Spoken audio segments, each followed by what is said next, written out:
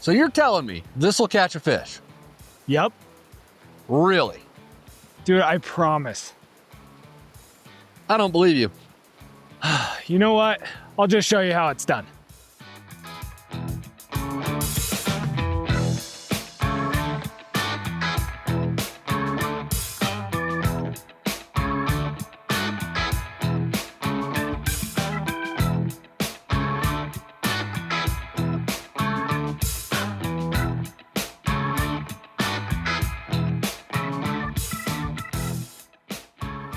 What'd you catch that on? Do you got a dry fly on that rig somewhere I don't see? Nah, man, that was all nymph. Come here, let me show you how to put a rig together.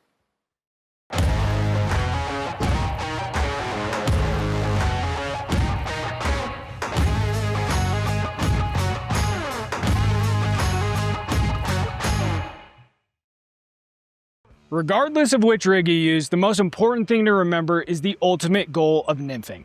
Put your flies in front of fish and make them look real. This means you need to get your nymphs down to where the fish are holding. This is what we refer to as the strike zone. Now we're going to cover this in depth in the next episode, but here's the quick version. Let's imagine I'm fishing a hole that's about 6 feet deep.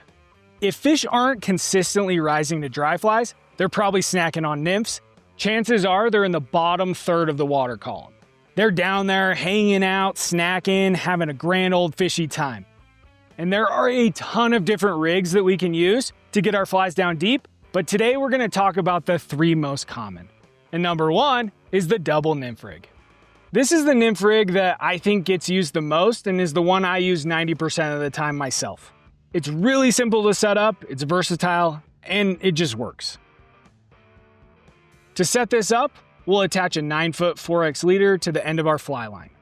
Second, we'll snip off about 10 inches of tippet and add it to the end of our leader using a triple surgeon's knot. This knot will keep our split shot from sliding later on.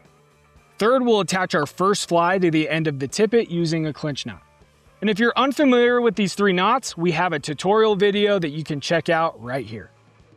Next, we'll snip off another piece of tippet and attach it to the bend of the first fly's hook, and then to our second fly using the clinch knot. If you're using different size flies, I'd recommend you add the bigger or heavier fly first and the smaller or lighter fly to the bottom. This is going to make casting easier and your flies drift properly. Now, if your flies aren't sinking fast enough, a great way to get them down is with split shot. You'll only add these as needed right above that knot we made earlier. Last, we'll attach our strike indicator about 1.5 times the depth of the water above our first fly, or if you're not sure how deep the water is, just put it 5 or 6 feet above your first fly. You're going to be adjusting it anyways.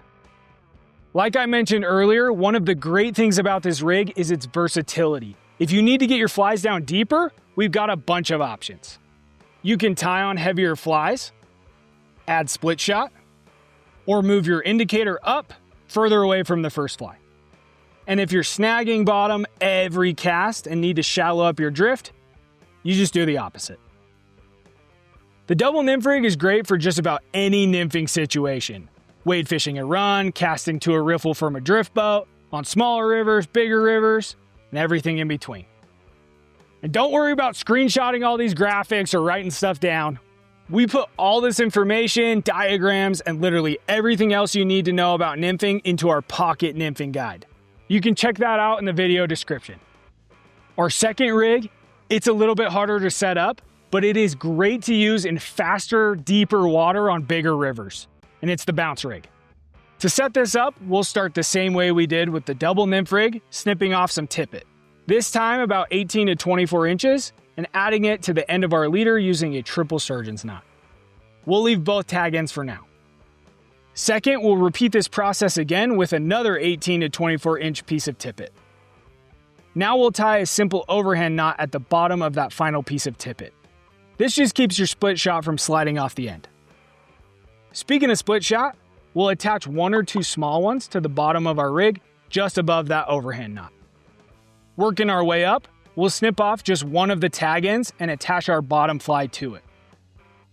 For the bounce rig, I'd recommend you add the bigger or heavier fly here at the bottom. This will make casting easier and your flies drift properly. We'll repeat the same process with our smaller or lighter fly, adding it to the top tag end. And last, we'll attach our strike indicator about 1.5 times the depth of the water above our first fly, just like before. This rig sinks quickly, stays deep, and because your flies are drifting independently of one another, it can be a bit more sensitive if fish are taking flies softly. However, it is tougher to cast, harder to set up, and can create some nasty tangles if you're not careful. Now we get to talk about my personal favorite rig, and that's because we get to use a nymph, which is the most effective way to catch fish, but we get to combine it with the most exciting way to fly fish, a dry fly. Number 3 is the dry dropper rig. Setting up this rig is super simple. First, we'll attach a dry fly to the end of our leader. Then snip off about 18 to 24 inches of tippet and tie that to the end of the dry fly's hook using a clinch knot. Then tie our dropper, aka our nymph, to the end of that piece of tippet. This rig works best when your nymph is the same size or a size smaller than your dry fly. If your dry fly is consistently sinking, this means you either need a larger dry fly or a smaller nymph. Again, the dry dropper rig, it is one of my favorites because you get to work 2 different parts of the water column at the same time. It's also easier to cast than those heavy indicator split shot rigs.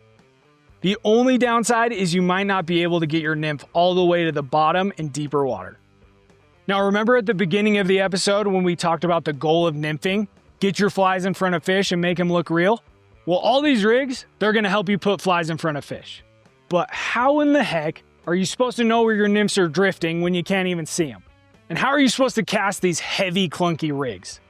We're covering all that and more in the next video. Check it out right here.